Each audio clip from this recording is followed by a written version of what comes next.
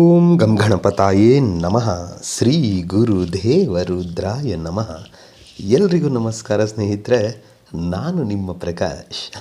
ಸ್ನೇಹಿತರೆ, ಇಂದು ನಾನು ನಿಮಗೆ ಶತ್ರುನಾಶಕ್ಕೆ ಬಲಶಾಲಿಯಾದಂತಹ ಯಂತ್ರ ಮತ್ತು ಮಂತ್ರ ಎರಡನ್ನೂ ತೆಗೆದುಕೊಂಡು ಬಂದಿದ್ದೀನಿ.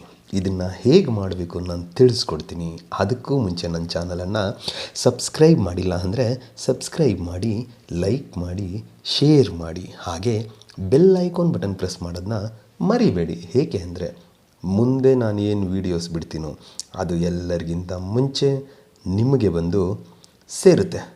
ಸ್ನೇಹಿತರೆ, ಬನ್ನಿ ಇದರಿಂದ ಏನೇನು ಪ್ರಯೋಜನ ತಿಳ್ಕೊಳ. ಮೊದಲನೆಯದಾಗಿ ಶತ್ರುಗಳು. ಏಕೆಂದರೆ ಶತ್ರುಗಳು ರಾತ್ರೋರಾತ್ರಿ ಉದ್ಭವ ಆಗಿಬಿಡ್ತಾರೆ. ಅವರು ನಮ್ಮ ರಕ್ತ ಸಂಬಂಧದಲ್ಲಿರ್ಬೋದು, ಅಥವಾ ಹಿತಶತ್ರುಗಳಿರ್ಬೋದು, ಅಥವಾ ಜೊತೆಯಲ್ಲೇ ತಿಂದು ತುಂಬ ಆತ್ಮೀಯರಾಗಿರುವ ಸ್ನೇಹಿತರಾಗಿರ್ಬೋದು, ಅಕ್ಕಪಕ್ಕದ ಮನೆಯವರಾಗಿರ್ಬೋದು, ಇಲ್ಲ ಆಫೀಸಲ್ಲಾಗಿರ್ಬೋದು. ನೋಡಿ, ಈಗ ಜೊತೆಲೇ ಇರ್ತಾರೆ ಫ್ರೆಂಡ್ಸು. ಈಗ ನಾವು ಬೆಳೀತಾ ಇದ್ದೀವಿ ಅಂತ ಹೇಳಿದರೆ ಅವ್ರಿಗೆ ಒಳಗೆ ಹೊಟ್ಟೆ ಕಿಚ್ಚು ಸ್ಟಾರ್ಟ್ ಆಗುತ್ತೆ. ಇವ್ರು ಹೆಂಗಾದ್ರೂ ಸರಿ ಇವರು ಉದ್ಧಾರ ಆಗಬಾರ್ದು, ಹಾಳು ಮಾಡಬೇಕು ಅಂತ ಕೆಲವು ಜನ ಕಾಯ್ತಾರೆ. ಎಲ್ಲರೂ ಅಲ್ಲ, ಅದರಲ್ಲಿ ಕೆಲವರು. ಇನ್ನು ಆಫೀಸ್ ವಿಚಾರಕ್ಕೆ ಬಂತು ಅಂದರೆ ಬೇಕು ಅಂತ ಹೋಗಿ ಬಾಸ್ಗಳಿಗೆ ಚಾಡಿ ಇಡೋದು ನಿಮ್ಮ ಬಗ್ಗೆ. ಇವ್ರು ಹಿಂಗೆ ಮಾಡೋರು, ಹಂಗೆ ಮಾಡೋರು, ಅದು ತಪ್ಪು ಇದು ತಪ್ಪು ಅಂತ ಯಾವುದೇ ರೀತಿ ಪ್ರಮೋಷನ್ಗಳು ಸಿಗಲ್ಲ ನಿಮಗೆ. ಮತ್ತು ಅಕ್ಕಪಕ್ಕ ಯಥಾ ಸುಮ್ಮನೆ ಜಗಳ. ಏನು ಹಿಂಗೆ ಕಾಂಪೌಂಡಿಂದ ನಮ್ಮ ಮನೆ ನೀರು ಬಿತ್ತು, ಇಲ್ಲ ಬೇರೆ ಏನೋ ಆಯಿತು, ಏನಾದರೂ ಒಂದು ರೀತಿಲಿ ಜಗಳ. ಒಟ್ಟಿನಲ್ಲಿ ಮನಸ್ಸಿಗೆ ನೆಮ್ಮದಿ ಅನ್ನೋದು ಕೊಡಲ್ಲ. ಅಂತಹವರಿಗೆ ಏನು ಮಾಡಬೇಕು? ಇಲ್ಲ ಯಥಾ ಸುಮ್ಮನೆ ನಿಮಗೆ ಬರ್ತಾ ಇರೋ ಜಾಗ, ಜಮೀನು ವಿಚಾರದಲ್ಲಿ ಅವರು ಸುಮ್ಮನೆ ಅಡ್ಡ ಬರೋದು, ಅದು ನಮಗೂ ಬರಬೇಕು ಅನ್ನೋದು, ಕೋರ್ಟ್ ಕಚೇರಿ ಹೋಗೋದು, ಈಗೆಲ್ಲ ಮಾಡ್ತಾಯಿದ್ರೆ ಅಂಥವರಿಗೆ ಈ ಕ್ರಿಯೆ ಅನುಭವಿಸುತ್ತೆ. ಅಂದರೆ ಈ ಕ್ರಿಯೆ ಬಂದು ಕೇವಲ ಒಬ್ಬರ ಮೇಲೆ ಮಾತ್ರ ಮಾಡಿದರೆ ಅನ್ವಯ ಆಗುತ್ತೆ. ಏನು ಮಾಡಬೇಕು? ಮೊದಲಿಗೆ ಗ್ರಂಥಿಗೆ ಅಂಗಡಿಯಲ್ಲಿ ಒಂದು ಭುಜಪತ್ರೆ ಅಥವಾ ಭೋಜಪತ್ರೆಯನ್ನು ತೆಗೆದುಕೊಂಡು ಬರಬೇಕು. ಬಂದು ಕಪ್ಪು ಪೆನ್ನಿನ ಸಹಾಯದಿಂದ ನಾನು ಡಿಸ್ಪ್ಲೇನಲ್ಲಿ ಕೊಡ್ತಾ ಇದ್ದೀನಿ ಯಂತ್ರ. ಆ ಯಂತ್ರವನ್ನು ಬರೆದು ರೀಂ ಕೆಳಗಡೆ ದೇವದತ್ತ ಅಂತ ಒಂದು ಇದೆ. ಆ ದೇವದತ್ತ ಅನ್ನುವ ಜಾಗದಲ್ಲಿ ನಿಮ್ಮ ಶತ್ರುವಿನ ಹೆಸರನ್ನು ಬರೀಬೇಕು.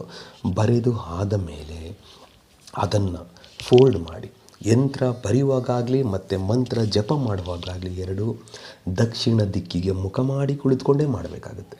ಮಾಡಿ ಆದ ಮೇಲೆ ಅದನ್ನು ಫೋಲ್ಡ್ ಮಾಡಿ ನಿಮ್ಮ ಬಲಗೈಯಲ್ಲಿ ಹಿಡಿದುಕೊಂಡು ಡಿಸ್ಪ್ಲೇ ಮೇಲೆ ನಾನು ಒಂದು ಮಂತ್ರ ಕೊಡ್ತೀನಿ. ಆ ಮಂತ್ರವನ್ನು ನೀವು 108 ಸಾರಿ ಪಠನೆ ಮಾಡಬೇಕಾಗುತ್ತೆ. 108 ಸಾರಿ ಪಠನೆ ಮಾಡಿ ಮುಗಿದ ಮೇಲೆ ಆ ಯಂತ್ರವನ್ನು ತೆಗೆದುಕೊಂಡು ಹೋಗಿ ದೇವರ ಮನೆಯಲ್ಲಿ ಇಟ್ಟು ತ್ರಿಸಂಧ್ಯಾ ಕಾಲದಲ್ಲಿ 3 ದಿನಗಳವರೆಗೆ ಪೂಜೆ ಮಾಡಬೇಕು. ತ್ರಿಸಂಧ್ಯಾ ಕಾಲ ಅಂದರೆ 3 ಸಮಯದಲ್ಲೂ ಅದನ್ನು ಪೂಜೆ ಮಾಡಬೇಕಾಗುತ್ತೆ. ಪೂಜೆ ಮಾಡಬೇಕಾದ್ರೆ ಯಂತ್ರದ ಮೇಲೆ ಮತ್ತು ದೇವರ ಮನೆಯಲ್ಲಿ ಹಳದಿ ಬಣ್ಣದ ಹೂವನ್ನು ಉಪಯೋಗಿಸಬೇಕು. ಅಂದರೆ ದೇವರಿಗೆ ಏರಿಸಬೇಕು.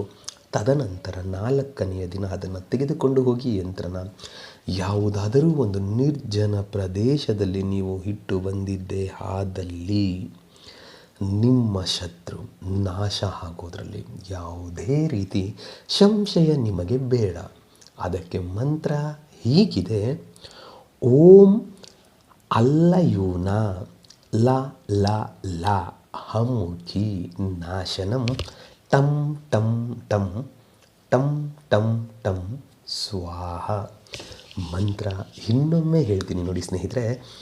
ಓಂ ಹಲ್ಲಯೂನ ಲ ಲ ಲ ಹಮುಖಿ ನಾಶನಂ ಟಂ ಟಂ ಟಂ ಟಂ ಟಂ ಟಂ ಸ್ವಾಹ. ಈ ರೀತಿಯಾಗಿ ನೀವು ಮಾಡಿದ್ದೇ ಆದಲ್ಲಿ ನಿಮ್ಮ ಕಣ್ಣ ಮುಂದೆ ನಿಮ್ಮ ಶತ್ರು ನಾಶ ಆಗ್ತಾರೆ ಮತ್ತು ನಿಮ್ಮ ಯಾವುದೇ ವಿಚಾರಕ್ಕೆ ಅವರು ತಲೆದೂರಿಸಲ್ಲ.